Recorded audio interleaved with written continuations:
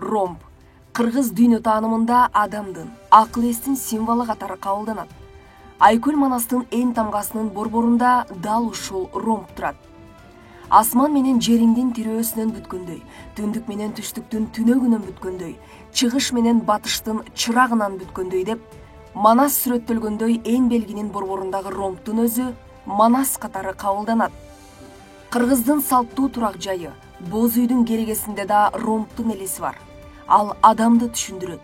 Керегең кең болсун деген сөздүн мааниси үйүңө көп адам баткан болсун деген аруу тилек. Ромбтун экинчи мааниси кыргыздын төрт тарабын кыбыла деген оюусунун элестүү чектелиши.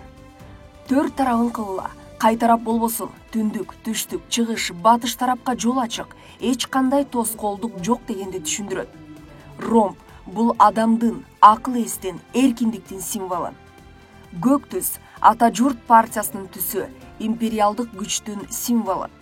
Кызыл түс кыргыз дүйнө таанымында бышыкчылыктын, жетилгендиктин, топуктуктун, молчулуктун, күчтүн жана бийликтин символу. Кызыл түс Кыргыз Республикасынын мамлекеттик желегинин түсү.